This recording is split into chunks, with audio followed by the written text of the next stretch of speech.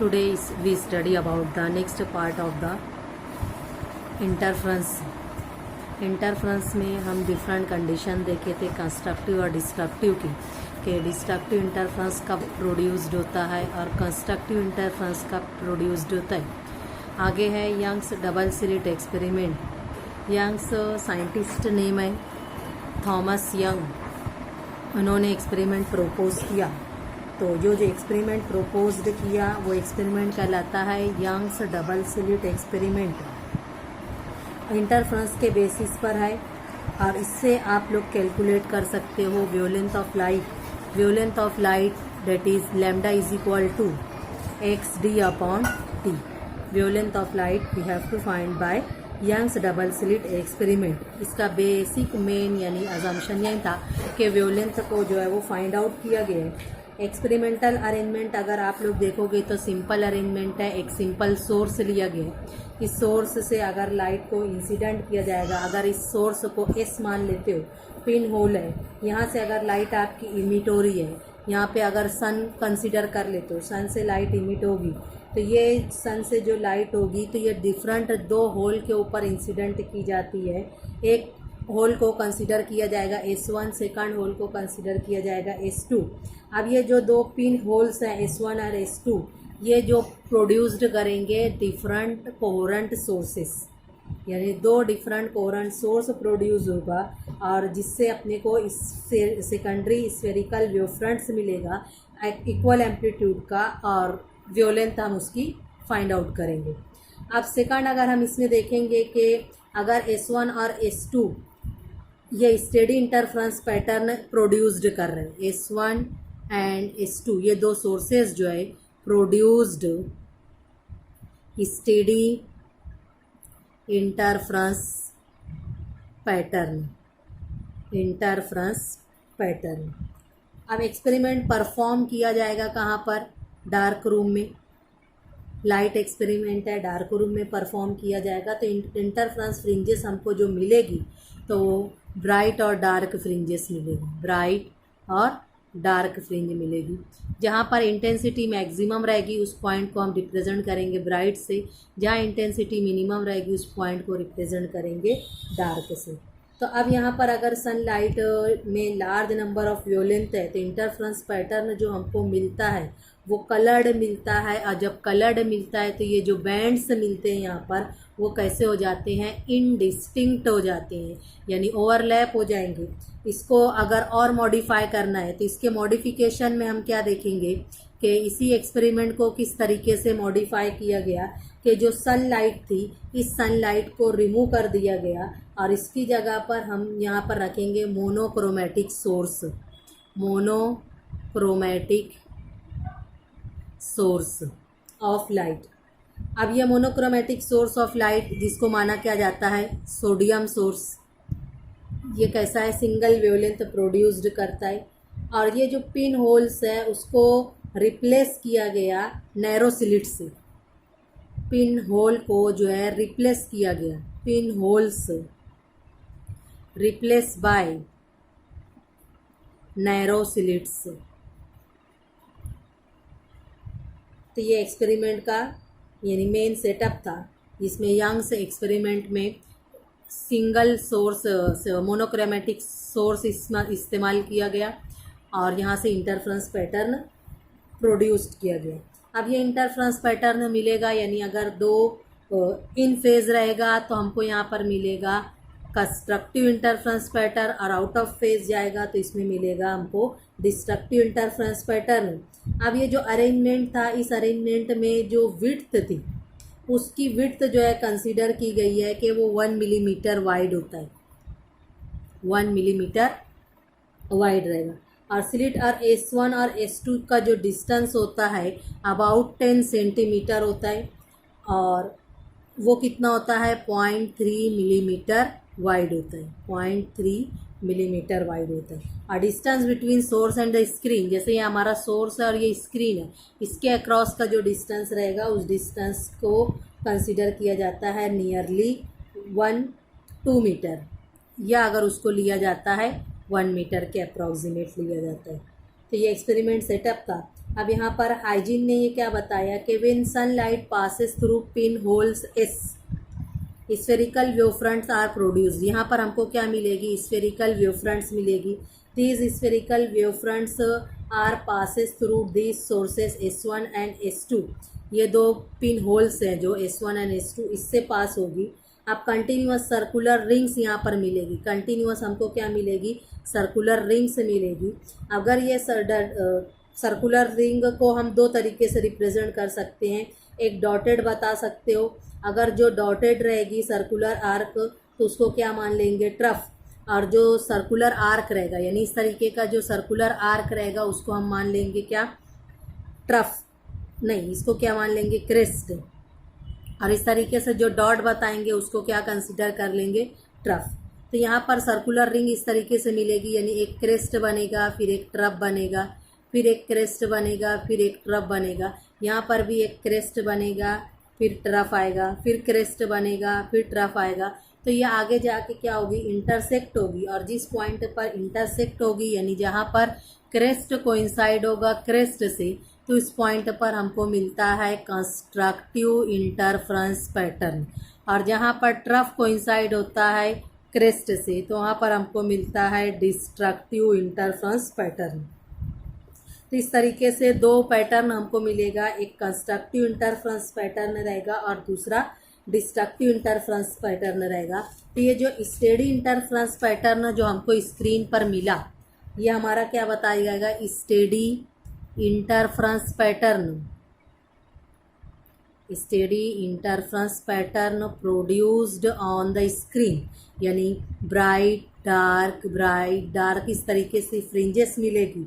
अब इस फ्रिंजेस में अगर हमको perpendicular distance between the slit and the screen is measured by D क्या रहेगा, स्लिट जो है हमारी और स्क्रीन जहाँ पर हमको पैटर्न मिल रहा है, दोनों के अक्रॉस का जो डिस्टेंस रहेगा उस डिस्टेंस को मेज़र करेंगे किससे, कैपिटल डी से। जो ब्राइट और डार्क फ्रिंजेस मिलती है तो उसका जो डिस्टेंस रहेगा यानी उसको रिप्रेजेंट किया जाएगा किससे, एक्स से। इसको कहा जाता है distance between two consecutive, distance between two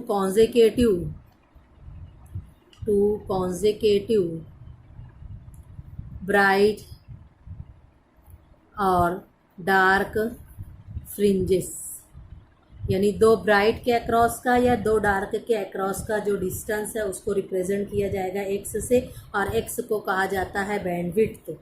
और डिस्टेंस बिटवीन द स्लिट्स यानी S1 और S2 के अक्रॉस का जो डिस्टेंस है उसको कहा जाएगा डिस्टेंस बिटवीन टू स्लिट्स। इसको मेज़र किया जाएगा किससे, स्मॉल डी से। और अब जो वेवलेंथ कैलकुलेट करना है मोनोक्रोमेटिक लाइट की, उस वेवलेंथ को रिप्रेजेंट किया जाएगा किससे, लैम्डा से। तो lambda is equal to x D upon D. तो wavelength x D upon D के इक्वल रहेगी। ये क्या बताएगा, यंग्स डबल स्लिट एक्सपेरिमेंट। अब आगे यहाँ पर हमको देखना है कि इसका इम्पोर्टेंस क्या है, इस एक्सपेरिमेंट का इम्पोर्टेंस क्या है। तो इम्पोर्टेंस ये है कि वी हैव टू, पहली बात तो ये पहला एक्सपेरिमेंट था जिससे हम क्या निकाले, phenomena of interference of light. First experiment to show phenomena of interference of light experiment से रिप्रेजेंट किया गया। दूसरा है कि जो कॉन्जिक्यूटिव लाइट प्रोपगेट होगी in the form of wave, and that only wave theory can provide satisfactory explanation to the phenomena of interference of light, यानी ये satisfactory explanation था एक्सपेरिमेंट से। और अगला है कि सिंगल वेवलेंथ, यानी हम क्या कर सकते हैं, wavelength of monochromatic light can be determine, wavelength can be find out. Experiment से हम वेवलेंथ फाइंड आउट कर सकते हैं। अब ये तो एक्सपेरिमेंट हो गया। इस एक्सपेरिमेंट से उसका एनालिटिकल ट्रीटमेंट हमको बताना है कि किस तरीके से यानी इसके कंस्ट्रक्टिव और डिस्ट्रक्टिव इंटरफ्रेंस पैटर्न मिलते हैं, तो ये अगले उसमें देखेंगे। We have to determine the analytical treatment of interference fringes. Interference fringes का हमको डेरिवेशन करना है। उसमें एक्सपेरिमेंट में हम पहले देखे थे कि यंग्स डबल स्लिट एक्सपेरिमेंट में दो सोर्सेस यूज़ किए जाएंगे या दो स्लिट यूज़ की जाती है, S1 S2। S1 और S2 के अक्रॉस का जो डिस्टेंस है उसको रिप्रेजेंट करेंगे D से। ये हमारा क्या हो जाएगा, स्लिट, और ये रहेगा क्या, स्क्रीन। स्लिट और स्क्रीन के अक्रॉस का जो डिस्टेंस है उस डिस्टेंस को मेज़र किया जाएगा कैपिटल D से। अब यहाँ पर कंसिडर करेंगे कि point O dash on the screen is equi distance from S1 and S2। S1 और S2 से पॉइंट O डैश जो है वो कैसा है, इक्वी डिस्टेंस है। तो O dash point is equi distance from S1 and S2। Distance travelled by the wavelets starting from S1 and S2 to reach O dash will be equal. जब यहाँ से यहाँ तक पहुँचेगी वेव और यहाँ से यहाँ तक पहुँचेगी तो डिस्टेंस इक्वल रहेगा। The two waves will be in phase at O dash, और O डैश पर जब वेव रहेगी तो वो इन फेज रहेगी। तो यहाँ पर जो पैटर्न मिलेगा वो कंस्ट्रक्टिव इंटरफ्रेंस पैटर्न रहेगा। Thus there will be a bright point at O dash. तो O डैश पर हमको जो मिलेगा वो पॉइंट कैसा रहेगा, ब्राइट पॉइंट रहेगा। ब्राइट पॉइंट हमको मिलेगा यहाँ पर, क्योंकि डिस्टेंस कैसा है, इक्वी डिस्टेंस है। And bright fringe at the centre of the screen perpendicular to the plane of the paper. यहाँ पर हमको ब्राइट पॉइंट मिलेगा, यानी ये पॉइंट हमको मिलेगा B, मैक्सिमम ब्राइटनेस, इंटेंसिटी उसकी कैसी रहेगी, ज़्यादा। अब यहाँ पर हमको कंसिडर करना है कि अगर दूसरा ब्राइट पॉइंट है ऑन द स्क्रीन पर, तो हमको क्या लेना पड़ेगा कि एक पॉइंट P है स्क्रीन के ऊपर एक, और वो पॉइंट कैसा है, ब्राइट पॉइंट है। तो अब यहाँ पर अगर वेव्स ट्रेवल होगी फ्रॉम S1 और S2 से तो डिफरेंट डिस्टेंस हो जाएगा, और जब डिफरेंस और डिस्टेंस आएगा तो phases of the waves reaching at point P will not be the same. जैसे देखो S1 से P तक का डिस्टेंस और S2 से P तक का डिस्टेंस ये सेम नहीं रहेगा। यहाँ पर इतना क्या आ जाएगा, इतना S1 से P और S2 से P ये दोनों डिस्टेंस लेंथ सेम नहीं है, ये इतना उसका क्या आ जाएगा, डिफरेंस आएगा। तो ये डिफरेंस की वजह से फेज जो है वो कैसा रहेगा, not same. If the path difference, यानी ये जो डिस्टेंस आया इस डिस्टेंस को हम रिप्रेजेंट करेंगे किससे, डेल्टा L से, और इसी को कहा जाएगा पाथ डिफरेंस। अब ये पाथ डिफरेंस किसके किसके अक्रॉस का है, S1P और S2P में से। अब S1P और S2P में से लार्जर जो है वो S2P है, तो यहाँ पर हम पाथ डिफरेंस निकालेंगे। Path difference is equal to S2P minus S1P। अब ये पाथ डिफरेंस अगर हमको कैलकुलेट करना है, अगर इसकी भी कंडीशन रहेगी कि if the path difference the two waves arriving at this point inter constructive band बनाएगी, यानी अगर इन फेज रहेगा तो पॉइंट P हमको कैसा मिलेगा, ब्राइट मिलेगा।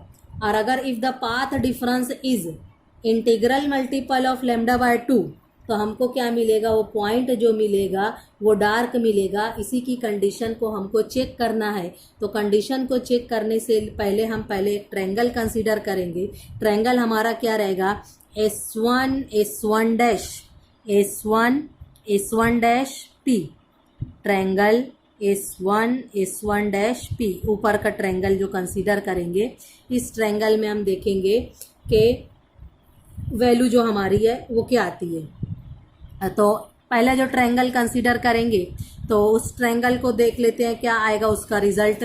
तो पहले निकालेंगे S1P स्क्वायर, ऊपर का जो ट्रायंगल बनेगा, triangle S1 S1 dash P, इसमें अगर वैल्यू निकालेंगे S1P की तो S1P square is equal to Pythagoras theorem से निकालेंगे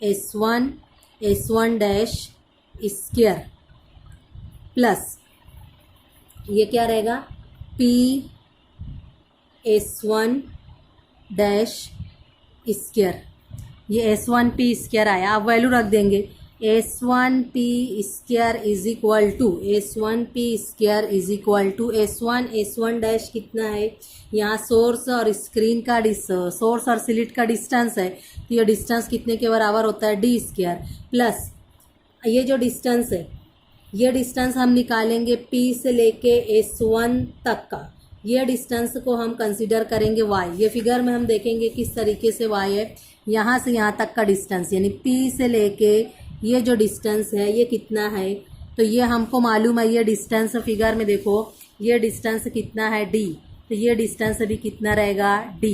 अब ये इसका सेंट्रल पॉइंट है, तो ये डिस्टेंस कितना हो गया D/2, ये डिस्टेंस कितना हो गया D/2। अब ये पूरा डिस्टेंस हम मान रहे हैं कितना है, ये डिस्टेंस पूरा कितना है y, तो y में से जब इतना पोर्शन निकाल देंगे तो ये इतना बचेगा, कितना रहेगा y माइनस D/2, कितना आएगा y माइनस D/2। तो वैल्यू रखेंगे यहाँ पे y minus D/2 bracket square. इसी तरीके से हम नीचे का जो ट्रायंगल है वो कंसीडर करेंगे। ट्रायंगल क्या है, S2 dash P, S2 dash P। इस ट्रायंगल में देखेंगे तो वैल्यू हमारी क्या आएगी, S2P square is equal to, ये डिस्टेंस कितना हो जाएगा D स्क्वायर, प्लस अब यहाँ पर वही टर्म क्या हो जाएगी हमारी add y plus D/2 bracket square. अब यानी ये जो हमारा बड़ा ट्रायंगल रहेगा, इस तरीके का ये जो ट्रायंगल मिलेगा, तो इसमें S2P square D square is equal to D square y plus D/2 हो जाएगा। ये क्या हो जाएगा y प्लस D/2, तो y प्लस D/2 स्क्वायर। अब अपने को पाथ डिफरेंस निकालना है, तो पाथ डिफरेंस लार्जर में से स्मॉलर का निकालेंगे, S2P square minus S1P square is equal to, अब ये इक्वेशन सेकंड मान लो, ये इक्वेशन फर्स्ट मान लो। सेकंड में से फर्स्ट को क्या कर देंगे, माइनस कर देंगे, सेकंड में से फर्स्ट को माइनस करेंगे, तो ये क्या आ जाएगा D square plus y plus D/2 bracket square, ये पहली टर्म हुई S2P की, minus sign D square plus y minus D/2 bracket square. अब इसको सॉल्व करेंगे, तो माइनस से ब्रैकेट ओपन करेंगे तो ये D square minus D square cancel हो जाएगा, और फिर a प्लस बी स्क्वायर पे से ये ब्रैकेट को ओपन करेंगे तो ये पूरा सॉल्व होके कितना आएगा 2yD, कितना मिलेगा हमको 2yD। ये क्या आ जाएगा S2P square minus S1P square, ये हमारा आ गया क्या, पार्ट डिफरेंस नहीं आया। अब इसी को हम रीअरेंज करेंगे यानी a square minus B square के फार्मूले पे, तो इसको लिखा जाएगा a प्लस बी और a माइनस बी, तो a माइनस बी यानी हम इसको लिखेंगे S2P माइनस S1P और S2P plus S1P is equal to 2yD। अब इसको S2P माइनस उसके फॉर्म में लिखेंगे, S2P minus S1P is equal to 2yD divided by, ये जो टर्म है ये मल्टीप्लाई हो रही है, ये टर्म S2P प्लस S1P, ये ब्रैकेट मल्टीप्लाई हो रहा है, ये ब्रैकेट इधर आके क्या करेगा डिवाइड हो जाएगा, क्या हो जाएगा S2P प्लस S1P।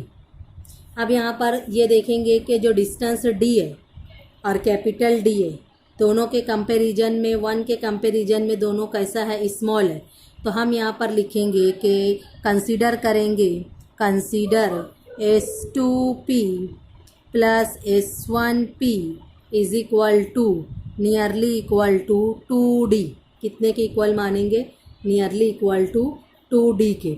अब ये वैल्यू यहाँ पर रख देंगे, तो हमारा जो S2P minus S1P is equal to 2yD upon, ये टर्म की जगह क्या रखेंगे 2D,